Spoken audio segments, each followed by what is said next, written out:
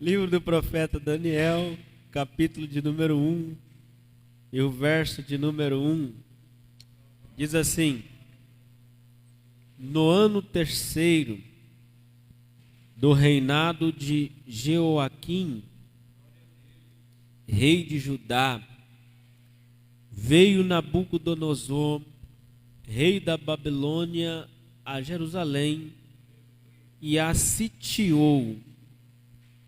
E o Senhor entregou nas mãos a Jeoaquim, rei de Judá, e uma parte dos utensílios da casa de Deus, e os levou para a terra de Sinar, para a casa do seu Deus, e pôs utensílios na casa do tesouro do seu Deus.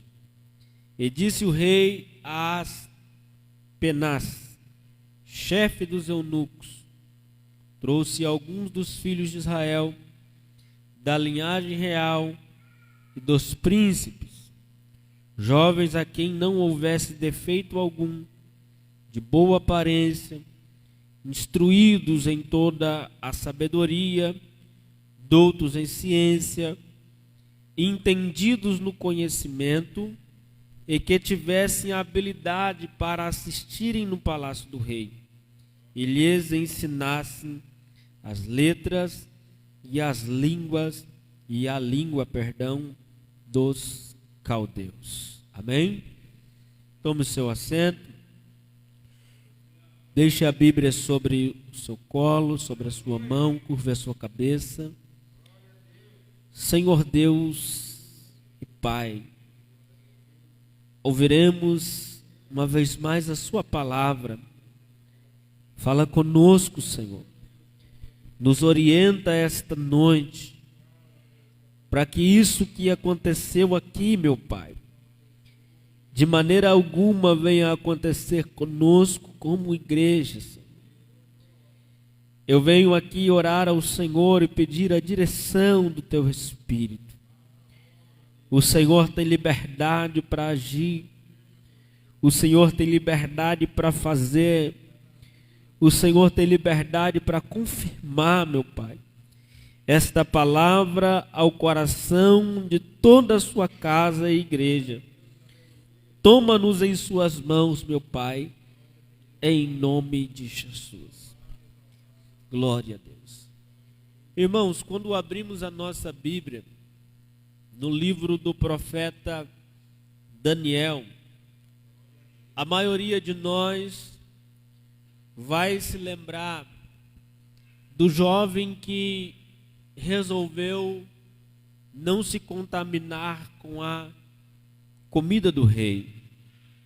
Nós vamos nos lembrar desse jovem que resolveu se cuidar, se preparar, se guardar, se consagrar ao Deus do céu, em uma nação que não era a sua nação. Nós vamos lembrar de Daniel quando ele é lançado na cova dos leões. Nós vamos lembrar do livro de Daniel quando os 3 jovens cheios do Espírito Santo não se dobraram diante da estátua que lhes fora imposta para adorarem e são lançados na fornalha de fogo. E vamos nos lembrar também que dentro desta fornalha de fogo apareceu o 4º homem. Nós vamos lembrar que eles, os acusadores deles, os opositores deles, aqueles que foram lançá-los dentro da fornalha só com o calor das chamas, morreram, mas eles permanecerão vivos e foram tirados de lá, e Deus deu condições a eles de ter ainda um bom status no reino da Babilônia. Então nós conseguimos extrair do livro do profeta Daniel algumas lições que são verdadeiras motivações para nós os cristãos. nós vamos conseguir tirar deste livro algumas histórias que têm um começo não tão bom, um meio complicado, mas que termina com um grande final feliz. Quem está aí para dar glória a Deus? Porém, se nós vermos o contexto do livro do profeta Daniel, nós vamos entender que a história é triste, a história é ruim, a história é de luta, a história é de dor e a história também é de muito sangue. Amém?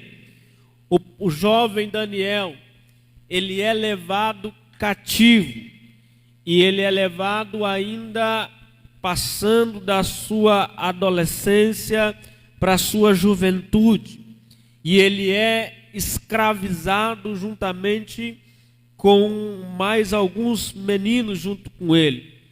Mas se você for ver a história, Jerusalém, que significa lugar de paz, Jerusalém, que significa o lugar de paz, ela é governada, vamos voltar um pouquinho atrás, por um governador, por um rei que restaura a Páscoa, por um rei que restaura o culto a Deus. Josias restaura a Páscoa, restaura o culto a Deus, restaura a adoração, arranca de dentro do templo toda a idolatria. E aí Jerusalém tem um momento de alegria, mas a Bíblia diz que Josias vem a falecer e o próximo rei que reinou em seu lugar fez o que era mal aos olhos do Senhor. Agora Jerusalém vai passar por um período de reis que fazem o que é mal aos olhos do Senhor. O que acontece? Os reis que fazem o que é mal aos olhos do Senhor, entre eles Jeoaquim, ele é subserviente ao rei do Egito, e ele começa a pagar tributos, pratas, ao rei do Egito, e coloca toda a sua confiança, como se tivesse uma guerra, o Egito viria pelejar com Jerusalém, com Judá, contra o seu inimigo. Porém, o rei do Egito, quando o governador Nabucodonosor, rei da Babilônia, se levanta, ele não tem armas, o rei do Egito não tem armas para combater o rei da Babilônia, Nabucodonosor. Só que tem um detalhe: Jerusalém se entregou, aleluia, ao rei do Egito, e agora colocou a esperança no rei do Egito. Mas o rei do Egito não tem condições de contrapor Nabucodonosor. Egito na Bíblia sempre simbolizou o mundo. Egito na Bíblia sempre simbolizou o costume mundano. E a igreja não pode colocar as suas forças ou a sua motivação naquilo que os homens dizem como ser certo. Quem está entendendo, diga amém. A igreja, simbolizada aqui por Jerusalém, não pode confiar em princípios mundanos e carnais para vencer. Ela tem que saber, as suas armas não são daqui, são espirituais. O que eu digo sobre princípios mundanos? É colocar o sistema do mundo dentro da igreja para ganhar o mundo. Eu estava vendo o pastor Rodrigo Mussolini, isso. Ele colocou lá na sua página uma coisa que eu não acreditei. Uma igreja fez um convite para os jovens da comunidade ir ao culto. Mas você não sabe como que foi o convite na internet. Um funk atrás. E escrito assim, ó, culto para as novinhas, hoje às 20 horas. Costume do mundo dentro da própria igreja. Não. Para nós é chegado o reino dos céus. Alguém está aí para dar glória a Deus? Eu vou dizer de novo. Para nós é chegado o reino dos céus. Eu tenho aprendido que nós podemos ir em todos os lugares. Nós podemos fazer muitas coisas. Nós podemos ser para frente. Mas o que nós não podemos é deixar Jesus para trás. Nós podemos ir em qualquer lugar, conversar com qualquer pessoa, desde que não tire de nós os princípios de moralidade cristã. Amém, irmão? Você pode votar em qualquer pessoa nessa eleição. Você não é obrigado a votar em ninguém. Você pode votar em qualquer pessoa. O que você não pode é apoiar aborto. Você pode votar em qualquer pessoa, você não tem que votar num candidato. O que você não pode é pesquisar lá alguém que apoia as drogas, a liberação das drogas, e votar nessa pessoa. O princípio do mundo não pode estar dentro da igreja, mas o princípio da igreja vai governar sobre o mundo. Quem está aí para dar glória a Deus? Eu vou dizer, o padrão de moralidade da igreja é que vai fazer a diferença no mundo atual. Não confie no governador do Egito, do mundo. Entregue-se a Jesus. O que acontece? Nabucodonosor agora vence o rei do Egito e ele cerca Jerusalém. Sitia Jerusalém, e Jerusalém está totalmente cercada. E o que acontece? O que o inimigo faz? A primeira coisa que Nabucodonosor faz, ele entra dentro do templo e ele pega os utensílios que era de adoração a Deus. Aleluia. Utensílios esses que outrora eram de ouro, simbolizando a divindade. Utensílios esses que representavam a glória de Deus no templo, que representava a adoração, que já havia sido substituído por bronze, mas mesmo assim de inferior valor, mas estava ainda dentro da casa do tesouro. Mas quando Nabucodonosor vem e sitia Jerusalém, ele arranca de dentro da casa do Senhor todos os utensílios de adoração. Quando deixamos o costume, as coisas, as músicas, as práticas, o jeito do mundo entrar, colocamos a nossa força nisso, o que vai fazer em nós? Vai nos arrancar de dentro do templo e vai tentar tirar a nossa adoração.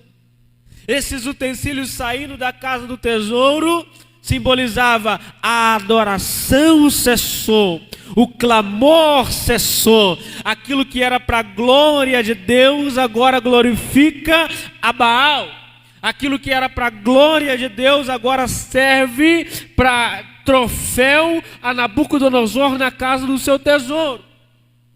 Porque quando eu deixo o princípio do mundo me governar, ele arranca de mim tudo que eu tenho de Deus.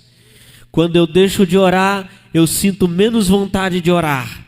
Quando eu deixo de jejuar, eu sinto menos vontade de jejuar. Quando eu deixo de adorar, eu sinto menos vontade de adorar. Porque todas as vezes que eu permito o mundo entrar em mim, arranca aquilo que eu tenho de Deus. Mas hoje Deus te chama para dentro novamente e diz assim: eu toco em você de novo, eu encho você de novo, eu desejo você, porque eu não vou permitir o mundo quando tirar a adoração da sua boca, quem está aí para glorificar a este Deus?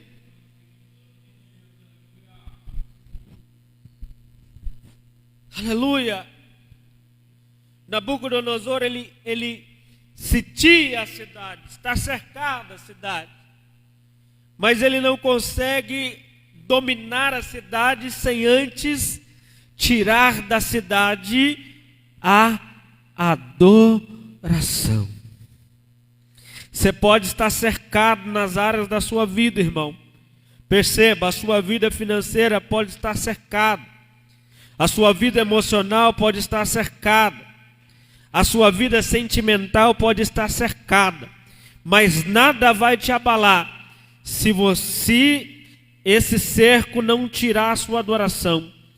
Mas se tocar na adoração, a porta se abre para tocar também na sua vida.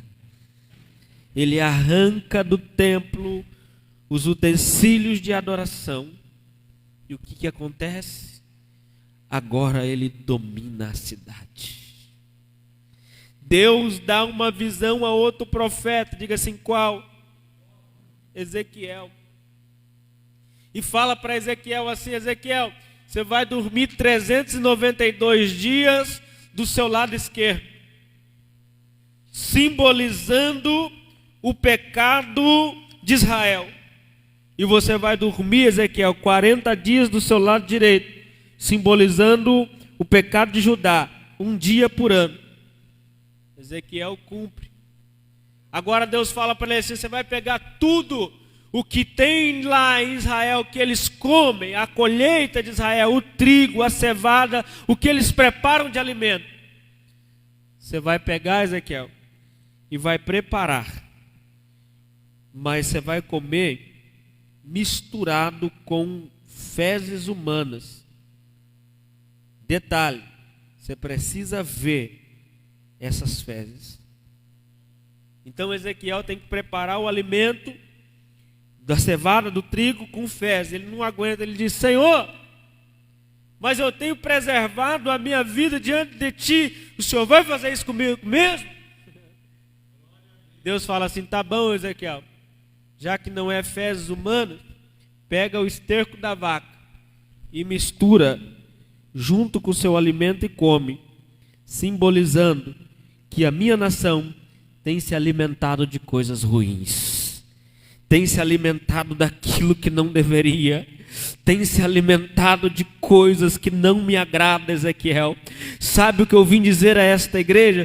Vamos deixar de alimentar o nosso ser com coisas que não são suficientes para o nosso espírito. Vamos voltar a nos alimentar do verdadeiro alimento, a palavra de Deus. A comida que Deus tem para nós é a sua palavra. Passou disso aqui, irmão, é esterco. Passou da palavra, é esterco. Mas nós não. Nós vamos ficar com a palavra. Quem pode guardar a palavra no seu coração? Quem pode guardar a palavra no seu coração para não pecar contra Deus é a palavra. A palavra, o alimento que mantém a nossa vida santa, viva, é a palavra que cura, a palavra que restaura, a palavra que purifica, a palavra que dá vida, a palavra que cura o doente, a palavra que liberta o cativo, a palavra que é lâmpada para os pés, luz para o caminho, a palavra, vamos voltar para a palavra. Nós temos que ficar escolhendo música para cantar, irmão, aqui no altar, porque tem música que é apenas versos, gospel, não tem palavra. E o que acontece? Pode cantar, todo mundo acha bonitinho, levanta a mão para o céu, mas a verdade é, não tem transformação, porque não tem palavra.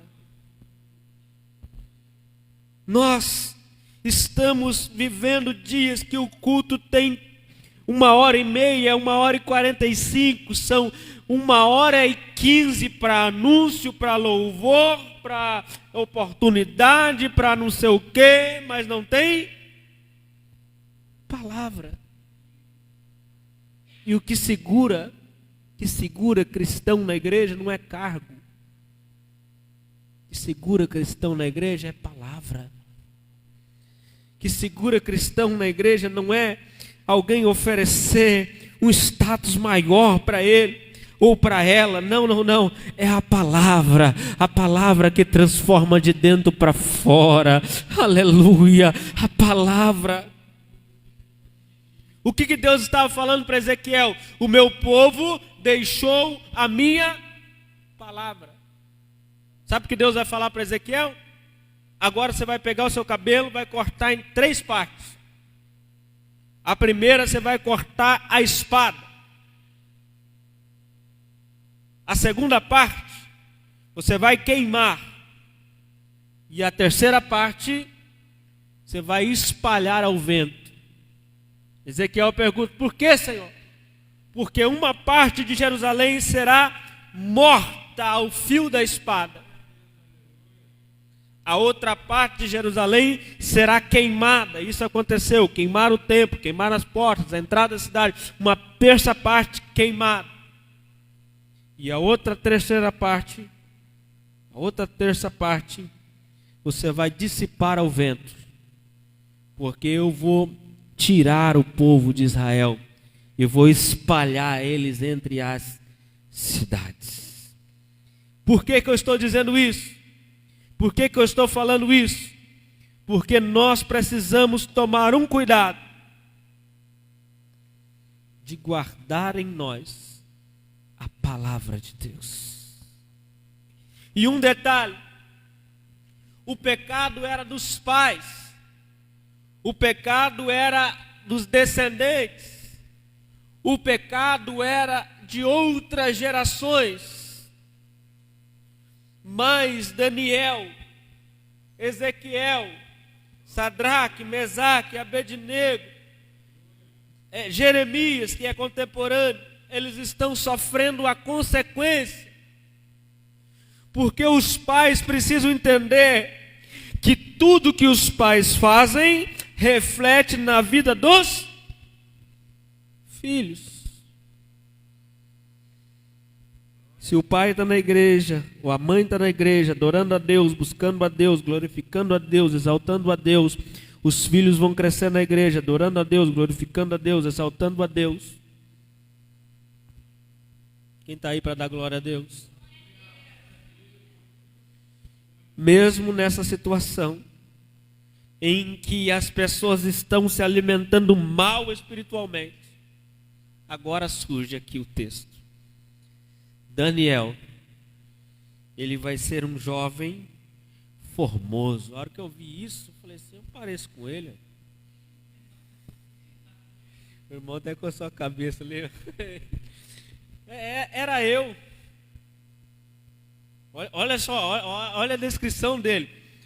Jovem em quem não houvesse defeito algum. Aí, Marcão. Boa aparência, instruído em toda sabedoria. Eu estou brincando para dizer que tem um contraponto aqui com Daniel.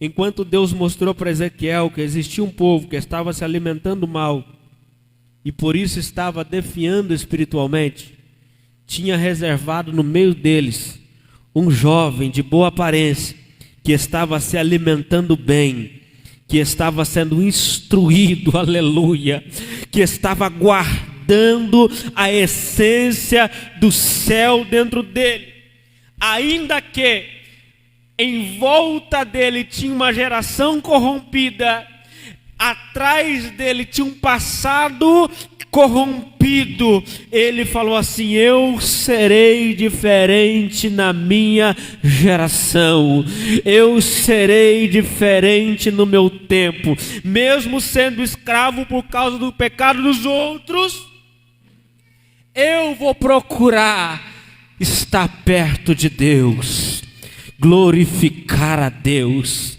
Deus está falando conosco aqui, com a gente aqui, esta hora. Ele ainda reservou uma parte que não se corrompeu, aleluia. Ele ainda reservou uma parte que não se assentou na mesa de Baal. Ele reservou no meio da mocidade um povo que ainda tem a sua essência.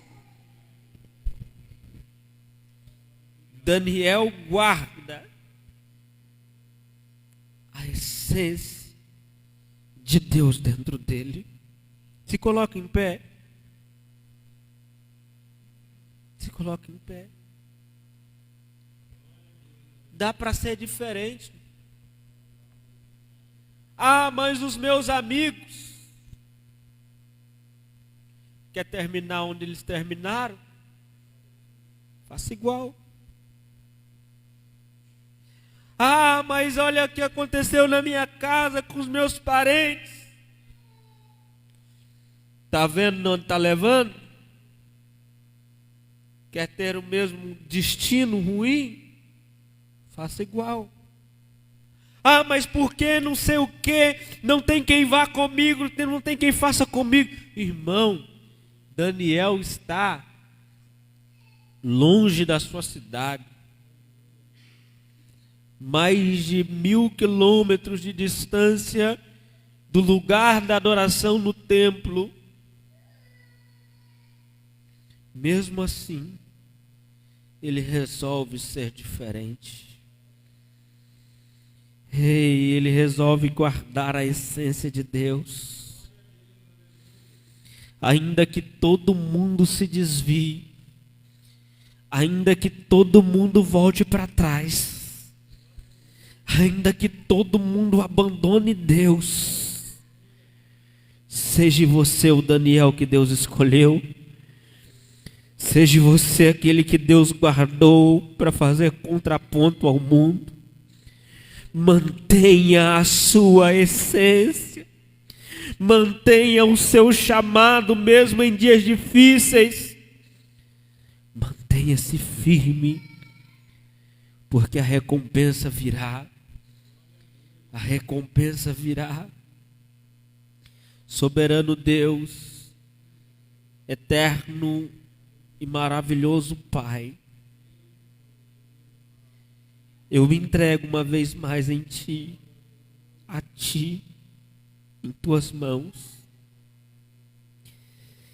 Oh Deus, vivemos num tempo difícil, tantas coisas erradas, tantas coisas acontecendo, Senhor, na nossa cidade, no nosso estado, no nosso Brasil. Oh Deus, quantos pastores desviando, missionárias se prostituindo, quantos desviando os pés, Senhor meu Deus, da Tua casa, vivendo como se nunca tivesse te conhecido. Quantas vidas, meu Pai, retrocederam. Mas eu quero pedir ao Senhor, meu Pai, uma vez mais, me mantenha firme, Senhor. Me mantenha firme em Ti, mantenha os meus pés firmes sobre a rocha, mantenha esta igreja firme, mantenha os irmãos que aqui estão firmes. Nós temos lutas internas, dificuldades, dores, angústias, decepções, prisões da alma. Mas nós queremos manter a nossa sinceridade diante do Teu altar, diante da Tua presença. Venha o Teu reino, porque nós estamos aqui, ó Deus, para nos arrepender de tudo quanto, Senhor, meu Deus e meu Pai, temos feito que não tem Te agradado, em nome de Jesus. Diga assim: eu não vou me corromper com as coisas deste tempo. Aplauda bem forte a Jesus. Glória a Deus.